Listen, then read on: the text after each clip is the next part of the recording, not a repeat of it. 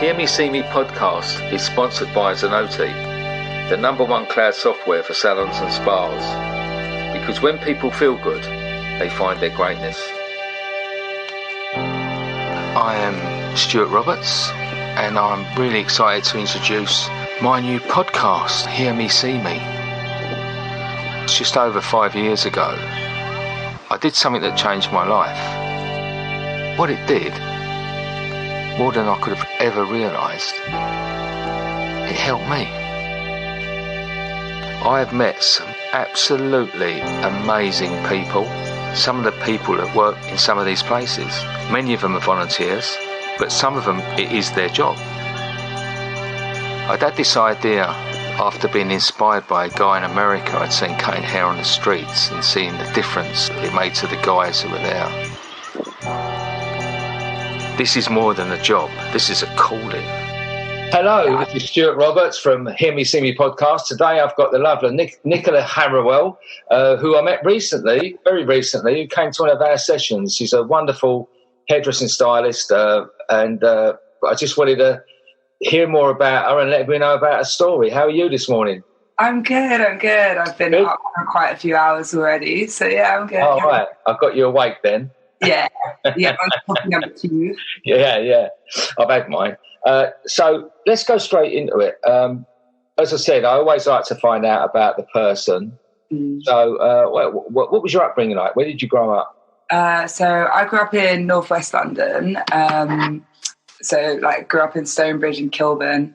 And I went to school in Holland Park.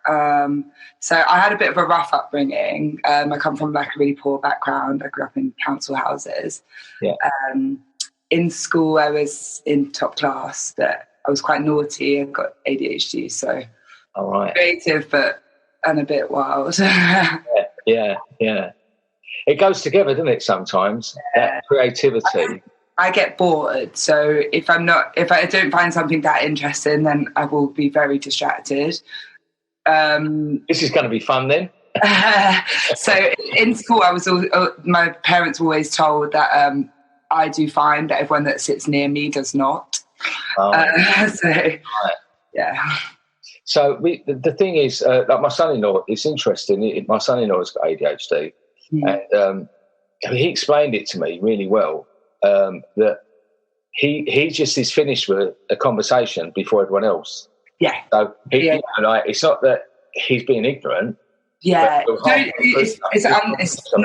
It's not consciously that you do it. Yeah. But I do find that there's certain people that I'm really, really interested in what they say, and then I don't lose focus.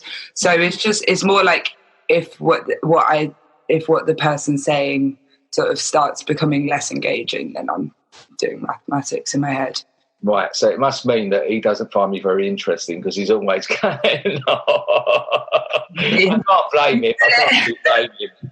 So where did your journey begin then with hairdressing? What took you to hairdressing? So I actually wanted to do law. English language was my favourite lesson as well, as was religious studies. And then I got a job in a salon when I saw an ad in a window because I wanted vodka money. And then when I liked it, I got there and I just liked it. And I come home and I was like, Mom, I'm not going to go and do law. I'm going to be a hairstylist. And she was like, no, you're not. Oh, no. And I was like, I'm just letting you know as a courtesy, not asking for permission. Because obviously I'm 16, so I'm really grown up. So yeah, that's what I did really. Yeah. I really listen to what anyone says. Yeah, I mean, that's so funny that you just said like, well, I'm not asking permission. I'm just telling you. I'm letting you know. Yeah, letting you know. I mean, what was it when you first went in the salon that sort of lit you up like that then? I was surprised at how interesting I found it and how much there was to learn. And then that's what surprised me even more again was when I actually got to college, like all of the science that goes into colour. I actually found that really difficult to begin with. We used to get quizzed in the salon I used to work at, and they used to point at girls in the magazine and they'd be like, what colour would that be, like on the chart? And I was like, I'm never going to get this. I just found, I didn't realize how much science and maths and went into it, but then it's creative as well. I guess I didn't even know that I necessarily wanted to be a lawyer. Law was just what I was most interested in, and I just had to make a decision. I just had no idea really. So I don't know if I even would have liked it had I have gone down that route. No, I was the same as you. I was set on a completely different path. I was ready to go to college, and then I just I sort of fancied a girl who worked in a salon. So I just went and got a job there. You know, it turned out I didn't like her very much, but I loved hairdressing. You know, same thing. I find that interesting because I think a lot of boys quite like working in salon, because especially if you're a straight boy, I find the women love you. Yeah. Well, the thing was, I'm going back a long, long time, because I'm going back to 1978, and that was still a very cliche time of people, you know, like if you was a hairdresser, you was gay and all these things, you know. Like, but no, I just loved it straight away. You know, I think when you were saying about that, about your mum's reaction, right, to like, you want to be a lawyer, and you said, I'm going to be a hairstylist. I can straight away imagine that sort of, that feeling for your mum going, oh no, what, it's like a letdown, isn't it? And this is what we've got to try and get across to people. But also bear in mind, though, that my sister dropped out of theatre arts college after 6 months. None of my other family immediate family had completed college or university. So I don't really know why it was suddenly so taboo for me to do hair, because also I'm pretty sure I earn more money than everyone. So yeah, you know, it's like pretty sure I have a really good job actually. Yeah, I get to travel the world. You know, I don't know what the connotation for that was. I guess when, you know, like if you grow up in the background that I did, and then you're supposed to be a doctor or a lawyer, and then suddenly you're like, oh, I want to be a hairdresser. I don't think they realised as well how serious I was going to take it. Yeah, and that's the thing. It's a serious industry. I mean, people in the industry, we love it. We love it. We respect it. But it's people outside, you know. Yeah. And I do think sometimes we are a bit guilty of that ourselves, you know, that we... Friends laughing at me as well, and then going off to college and uni, and I'm pretty sure I earn more money than most of them too. So Yeah. And also my career has a lot more space to still progress in. I'm definitely not done. That's the thing, it's how you quantify success. Because if you're creative and you're doing a job that helps you express yourself, you know, that isn't work. I am happy when I go to work. Like, I love my job. So I saw that because we worked together for the first time. You know, and it was, you know, I get some messages afterwards sometimes. Like, my photographer's just been like, I admire your obsessive passion. Like, and I'm really into it. I really enjoy the job when I go to work.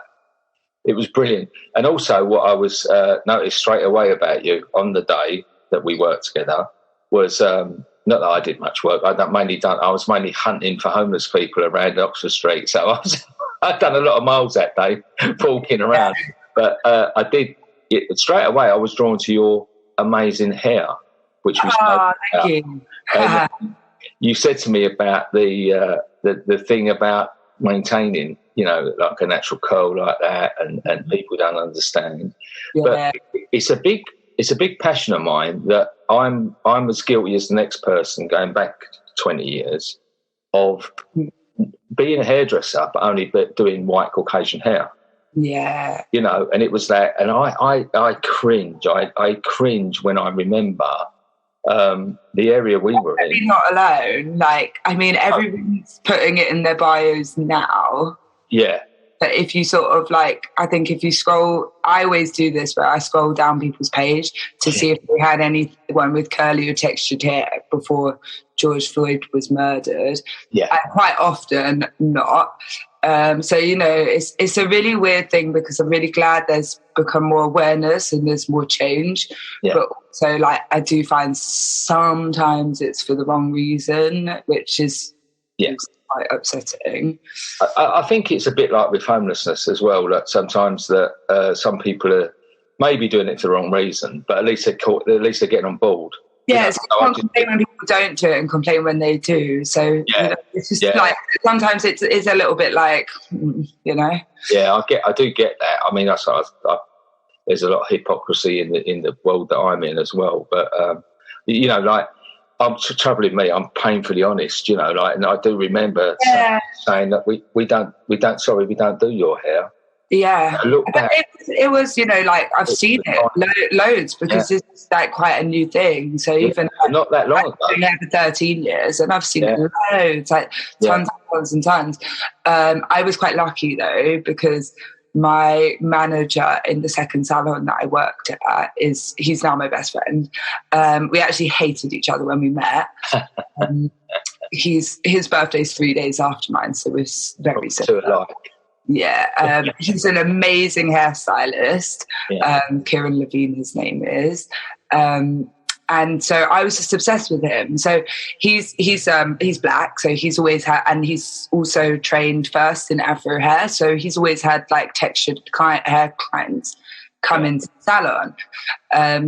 But he was just very good all round. So I was just standing right next to him, like in his face like that, just like passing him every tint brush. Like I was like his shadow while everyone else was like in their backs on the phone. In the local area.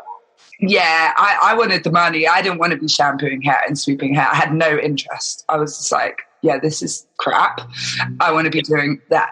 And anyway, so he also does session work. So he's the one that first sort of started taking me on shoots and stuff. So I was just glued to him. So I've always done it basically from like not that long after I started. And I just always found that such a weird concept because, you know, if you go to a bar and like to get a job as a mixologist and they say, and you just go, I don't make mojitos, that would be not a viable thing to say. They'd go learn your job and don't start work until you've done that. Like learn your trade, you know? I know people with curly hair that cannot do their own hair type. So I just thought it's a little bit strange to me, but it's been a really long-standing issue. So. Well, a friend of mine, some time ago, she set up a charity called the Curl Care Project. And what it was aimed at was people who adopted children out of their own culture. Yeah. So you got maybe sometimes you get like a white middle class couple who end up, My mother couldn't do my hair. That's it. And I'm not adopted. I had such crap hair. Yeah. My mum used to blow it out with a Denman brush. And this isn't really my natural curl, as I'm sure you could probably know. Yeah. I've had it in braids and then taken it out. So like it's normally like, you know, really quite a lot of hair there. Yeah. And really hard to manage. So she used to blow it out with a Denman brush. Yeah. My nan saying to her she was pulling my curls out. And my mother repeating that to me and going, she doesn't know what she's talking about. Turns out. The best thing for me ever was when I started doing haircuts for homeless, because by then I'd already realised that I wanted to do anyone. I wanted to have the respect of a hairdresser to do anyone who walks through my door. You know, any hair. I'm a hairdresser. I want to do anything. Yeah. You know, I even taught myself to braid, and I was about... That's really nice, because you've sort of come up, but you were aware that you weren't doing it, and then you've sort of, like, decided to do it yourself and take some sort of lead in that, which I think, you know, there's one thing saying it's not in the curriculum, but you also have the ability to teach yourself. So, you know, there's, like, a part of a problem that Afro and textured hair is, until recently, I think, had not been in the MVQ. No. But also, like, you know, you're your own person. Yeah. Well, Shelley, who done the Coco project, she's actually written the MVQ for textured hair now. Oh, nice! So she's amazing. Yeah, she's amazing. Is she in the UK? Yeah. She's opened a sort of like community salon in Norwich now, and it's nice. You pay what you want. So I'd like you can pay. Yeah.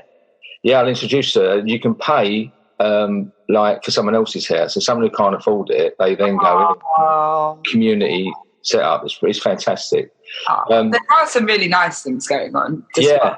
That's what you have to look for. It's so easy to grab onto their bad stuff. Yeah.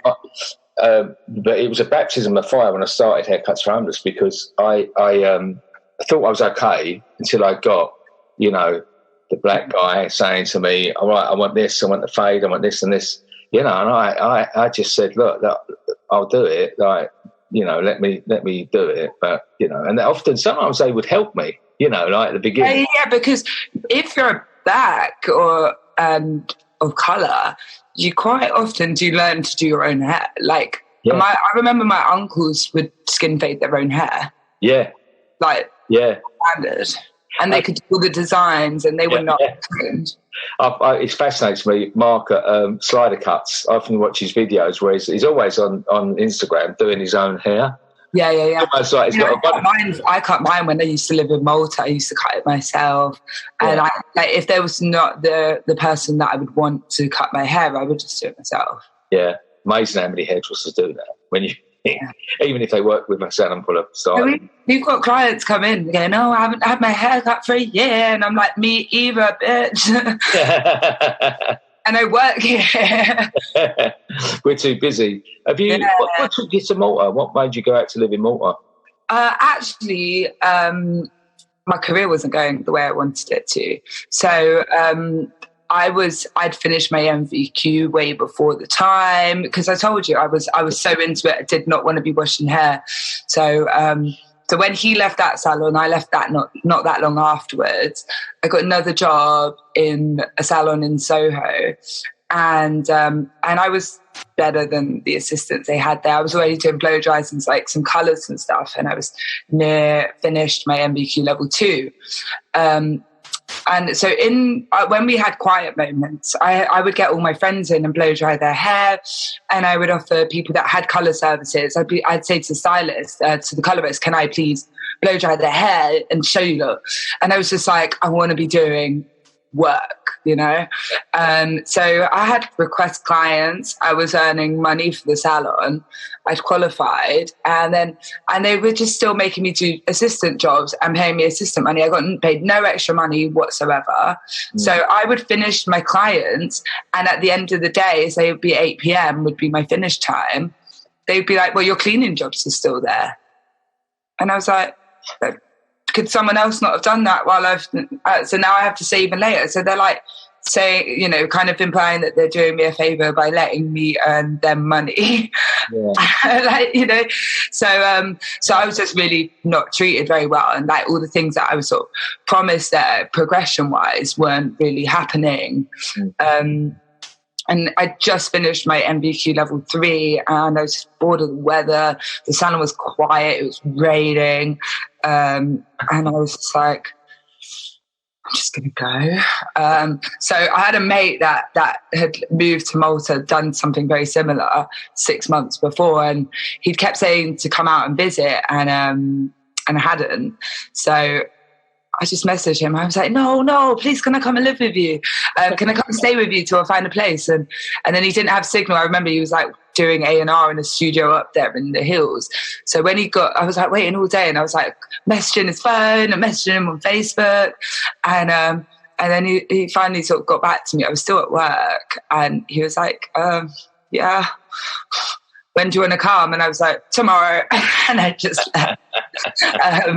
I just had enough. Also, because by then I was doing shows as well with like Anthony Turner and people like that. So I was like doing session work. And I remember the salon like just not encouraging me that much. They'd be like, oh, she wants another day off to do a shoot. And it's like, but you lot are making me sweep floors still, you know? Like, I didn't want to be doing that. And I remember being backstage at a show in Paris, and I was like 19 I was. Yeah. And back then you would do session work quite a lot older. Yeah. Like now you would start quite young, especially like with Instagram, social media, you could sort of put yourself out there more. But before, you really had to go through the ropes. You really had to earn your stripes before you'd get. So I was like always the youngest one there. And I remember like having this awful guy and this was like not a one-off, just like, yeah, oh, so how old are you? What have you done? Who have you worked with? And I had to like, I had like heart palpitations, like listing off my whole life story to him. And then Anthony just comes up and he goes, Nicola, can you redo that work? And he pointed to that guy's work, and I was like, but also, like, obviously you feel kind of fabulous, but I was like, well, why did I just have to justify my whole life to you? Because you're actually shit at your job anyway. He was like 35 as well. He was like literally double my age. Yeah. And, so I just had enough. Like, I was just pissed off with the fashion industry. Yeah. And I was pissed off with the salon, and I just wanted to leave. I was like, I just got a job like in a local salon when I got out there. And how long was you out there for? 6 months. Oh, was it? Island. So, there's only, I sort of, when it started getting, just before it started getting cold, I was like, I think I should come back now. And so I was actually looking for a completely different job. I was going to switch career. Oh, right. I was wondering whether I should go back to do law. Like, that was the original kind of plan. But like I said, none of my family even really did any further education, so I didn't even know how to like apply for the grants I wanted to do the courses I wanted, really. Like, I had no information about stuff like that. Like, I grew up quite rough, so so I was like, I think I don't know what I want to do. And then I had a mate that I was like, I just want to do something different. I was asking friends to help me find a new career. And then I had a mate that actually was producing a film, and he was like, look, I know you said you don't want to do hair anymore, but this will be really different. I know that you're really good at your job, so you can be the hair designer. Like, my first feature film, he was like, just follow the makeup artist for continuity. But obviously I'd been on set and stuff like that, so I knew some of it. And then, when I come back, I started doing hair in film. And then everyone that, like, I started seeing that I was doing freelance stuff again, and I just started getting asked to do more. Yeah. And I think when I come home, I had a bit more of a sense of confidence. So I just was sick of being bullied by people older than me, worse at their jobs than me in the industry. So when I came back, I was just a bit more like, I don't give a fuck. Get out of my way. And that definitely made it a lot easier. So I do see, especially like women in the industry, you do get pushed around quite a lot. So I do see why women are quite often labelled as a bitch, because you do have to assert some authority, because otherwise you just get walked all over. Yeah. Yeah, it's fascinating that I love these sort of like these sort of turning points in life. Because if you hadn't had the recklessness to go off and live in Malta on a day's notice, you probably then I was like learning all these things, like how to tell the time, where the sun was. So I think, there's really things that you can't really learn, I think, and about other cultures, you learn some humility.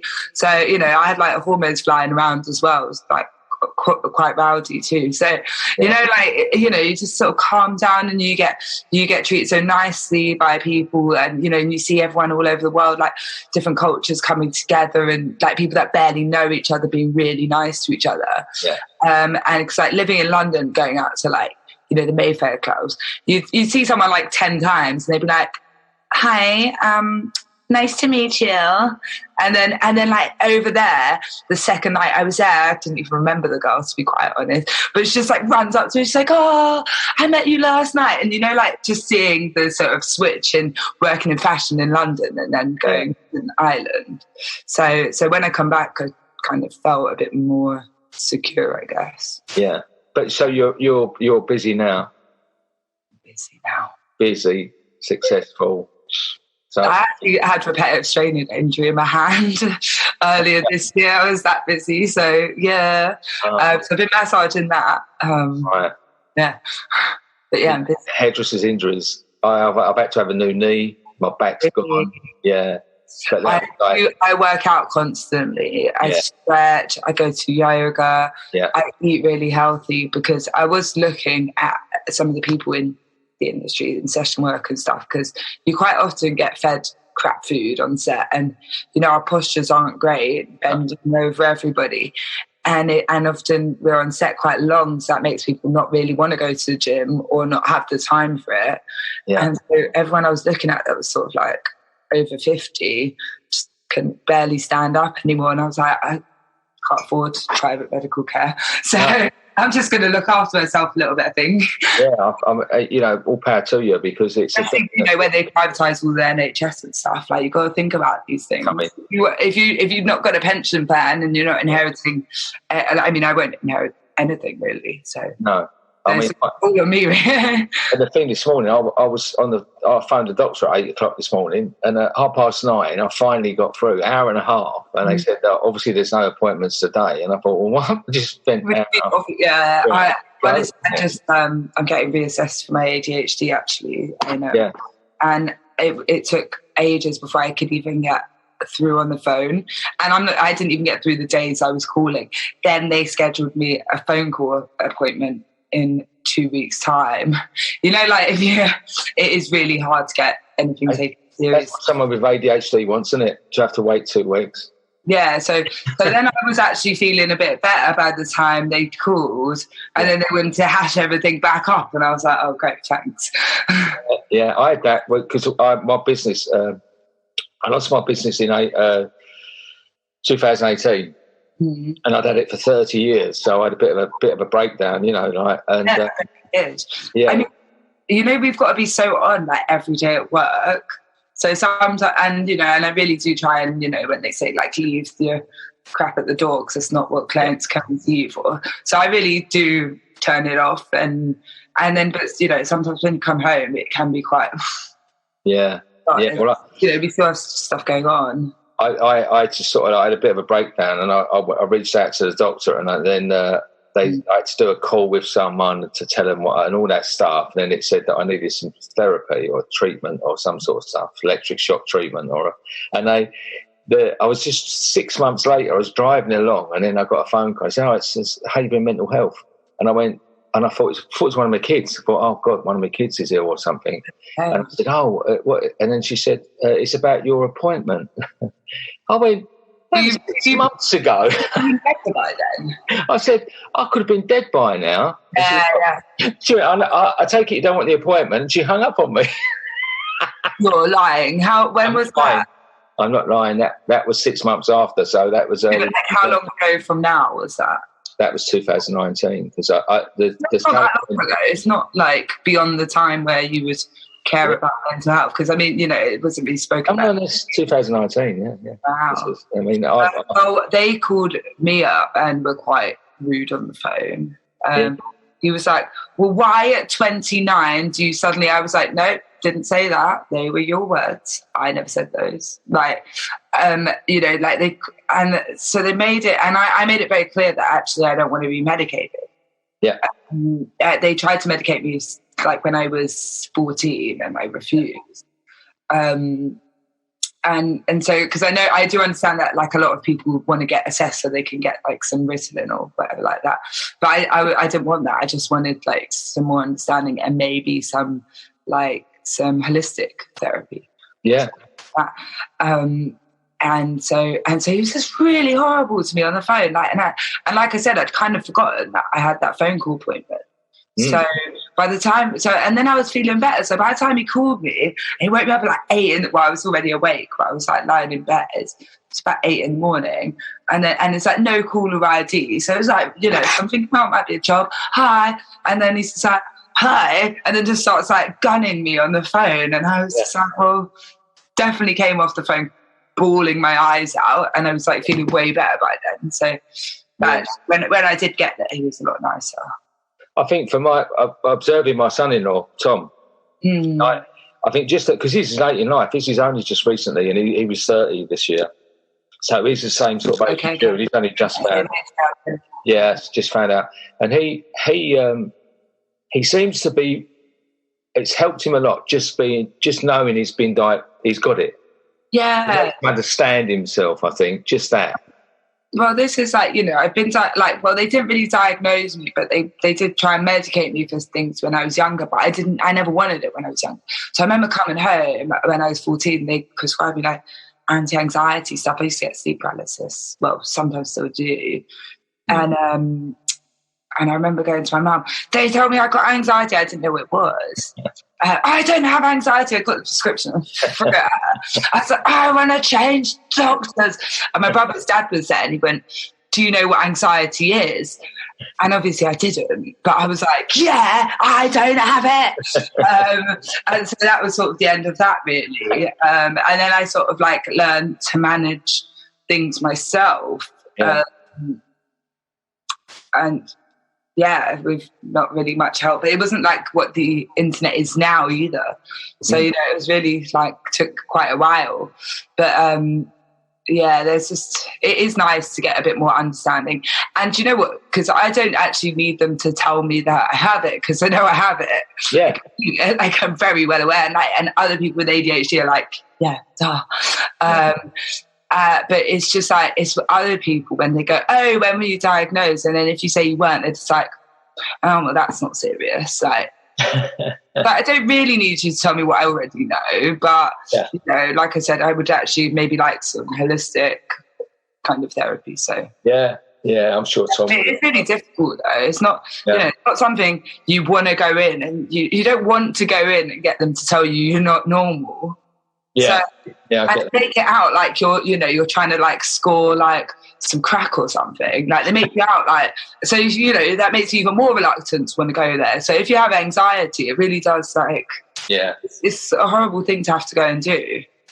I remember one time I was at A&E and I had a bit of a breakdown, and I remember I had this hoodie on, and I went in and I went up to the desk, and I just was crying. I couldn't speak because I was so upset I couldn't speak. And she said, I can't help you if you don't tell me what's wrong. Yeah, they're just like, it's like, come on, where's the humanity? Yeah. Sometimes, like, it's like, we know you're busy, but I feel like hairdressers are a bit nicer than doctors, to be honest. I keep saying they should put us on the NHS. Yeah. So it's supposed to be one of the most feel-good jobs, isn't it? Because more so than nurses, because I guess we probably make people feel better than nurses sometimes do if they have to take I go into that, you know, this feel-good thing, and I know people do what we do. They love volunteering for us at Haircuts Homeless. What made you come along then a couple of weeks ago? I've done things like that in the past with different organisations. You know, like I said, you learn some humility, and it is nice to give back. It's nice for people that don't get touched or seen to, you know, feel good about themselves. Obviously, a lot of these people don't have access to, you know, any kind of beauty or self-maintenance kind of services. Even in the salon, when we get clients that have had bad experiences and that can afford it, but haven't been to the hairdressers for a long time, you know, it's quite an emotional thing for people. It can be quite scary if you've had a bad experience in the past. We even get clients crying out of like happiness. So, you know, and like imagine, and you know, a lot of them have people to go home to and homes to go to. Yeah. So, you know, like imagine being homeless. I've done lots of things with homeless charities, like in terms of feeding. And, you know, like if there's something I've got the time to be involved in, or, you know, been offered to be involved in, I do normally take it up. I quite like giving. Yeah. Well, it gives you a balance in your life, doesn't it? I think. Yeah. You know, it's just nice to do something nice. Yeah. I think something's happened. There's been a shift since COVID and the pandemic, because we were inundated with volunteers before. And we still have got an amazing army of volunteers anyway now, but there's been a shift. I noticed there's some sort of shift in terms for the better. No, the opposite. And I think the way I've thought about it a lot, and I think maybe it's because we had 18 months to 2 years of no seeing anyone, just thinking about ourselves, going back to survival mode, you know. And it's like, you know, I've got, and then earning no money. And I've got some money. So maybe it's gone to the point where they've forgotten, and maybe the balance has gone a bit. But we only ask for 2 hours once a month. And I do question that if you haven't got 2 hours once a month, maybe your balance is out. But also, to people that are saying no, are they up to date with every Netflix series? You crack me up. Just saying, because I mean, you know, like I brought up this like when George Floyd died, and you know, like about a lot of people's silences, and I was like, you lot have been making TikTok videos with your dogs all fucking summer and sitting there baking banana bread, and now you don't have the time to say anything. Like, that's not really how I see it, to be honest. There is time. Like, I'm busier than most people. Like, if you watch my socials, which I know you do, you'll know that I'm very active. Like, I work out all the time. I cook. I do hair before and after work. Like, if I'm shooting, I do once a week on Really Curls in a curly hair salon. And before my bike got stolen, I'd cycle most places as well. And I've got the time. I'm much busier than the average person. Like, people that are near me or see me are like, I don't know how you have so much energy. Obviously, it's the ADHD, but, you know, but there is time, is what I'm saying. Yeah. You know? Well, it's a great level up. You know, we've all got 24 hours a day, 7 days a week, you know, and it's what you do with that time. Yeah. And it's surprising. I used to do an exercise of breaking down like what I was doing, and for other people as well. When I was coaching, I used to do this, you know, and it was when you got them to actually break down their week, there was amazing big chunks of time that they didn't quite know where it had gone, you know, and you've got to be wary of I know what mine is. I don't really watch TV. Like, I am actually doing stuff constantly, but like I said, I've got time. That's it. So it's a balance, isn't it? It's what you know, what's important. Prioritise and balance. Everything comes back to balance. And as you say, when you go to different cultures, if you go to the, you know, like Thailand places, and you learn about balance, and you learn about the, you know, the and you know, like in the Caribbean, like, so my family are from St. Vincent, and I did 5 months there for lockdown, and you know how poor it is there, but people are so happy. Like, there's such a community, you know, like someone will literally walk up a coconut tree on the beach and get coconuts to everyone that's on the beach. Like, you'll be somewhere, you'll be offered drink, you'll be offered food. Like, it's just not really that like that here. No.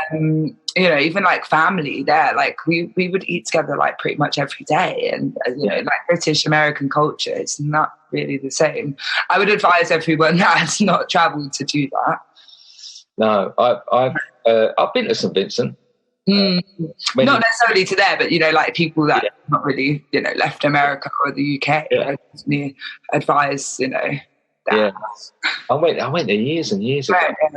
In the Grenadine Islands, isn't it? Yeah, St. Vincent, beautiful place. Really beautiful ones. I keep saying, because my family have land out there, if anyone wants to book us on a work trip there, we can get a good rate. I'd love to be flown out for work. I want to spend as much time as I can there, but obviously, really work when I'm there, so you don't really want to miss things. No, that's right. Yeah, you've got, and that's the thing is, you're still hungry, aren't you?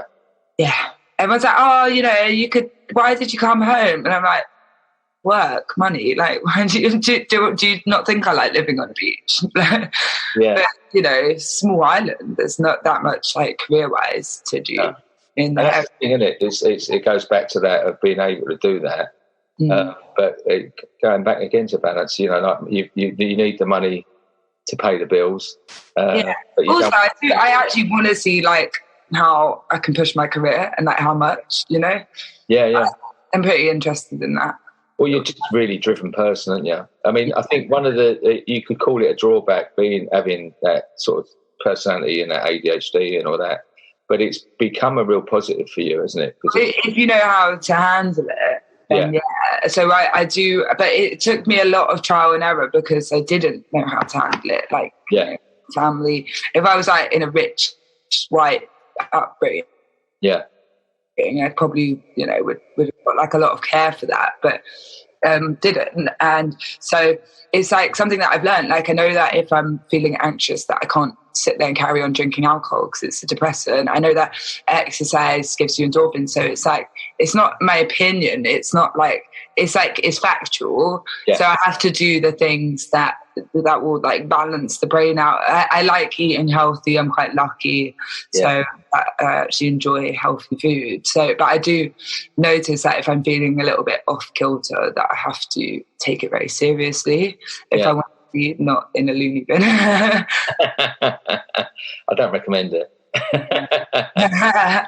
But like things can get really intense, and if you don't know how to handle it, and I remember like being really anxious years ago, and I remember like going to set like and being like, oh my god, I hope no one talks to me today, which obviously everyone's going to talk to you. So it can be quite hard, like if you've not figured it out or been helped by anyone.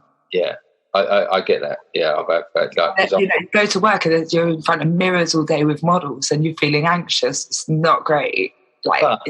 We've got this amazing knack. I used to spend all day in front of a mirror and never look at myself.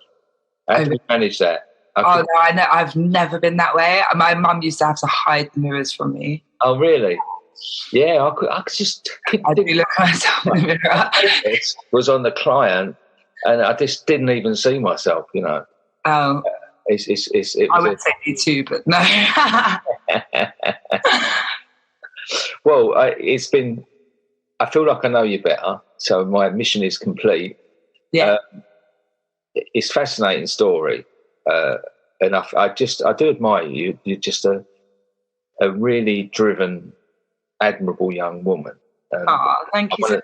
Thank you for giving it's really nice to be asked to do something like this because I've been asked to do a couple of things. So even when I was asked to do haircuts for the homeless, they were like, we want celebrity hairdressers. And I was like, oh, that means me. Oh, really? Yeah, okay, cool.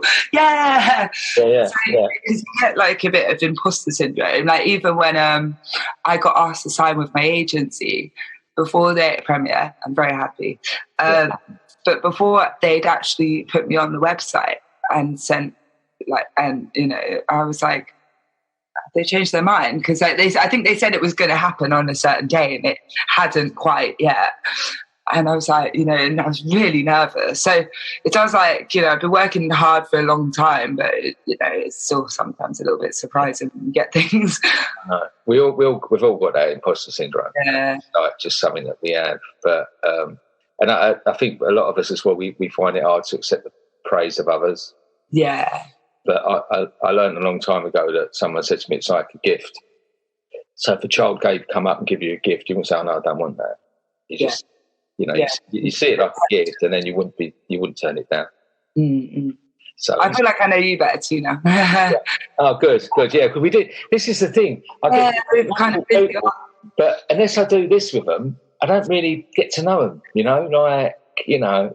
Especially, like on the day, like I didn't know a lot of the people there that come to do haircuts for the homeless, and I was feeling a little bit angsty that day as well because I remember like seeing all the people that had done it before, were like really like quite high up in the industry, so I was already feeling quite nervous when I come down that day. Really? So I feel like I didn't get to sort of calm down and get to know people like properly.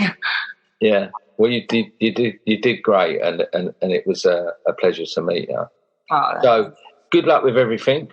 Please. Thank you so much, and I will be seeing you soon. Yeah, come and join us on another one. Yeah. We've got lots more starting. Yeah. I was at a wonderful place yesterday, a woman's refuge in London that we couldn't really say where we were, and we met some lovely people there who really. Yeah, it's really nice what you're doing. So thanks, for involving. Well, thank you very much and enjoy the rest of your day. Thanks, love. Thank you. See ya. It's just over 5 years ago. I did something that changed my life. What it did, more than I could have ever realised, it helped me. I have met some absolutely amazing people. Some of the people that work in some of these places, many of them are volunteers, but some of them, it is their job. This is more than a job. This is a calling.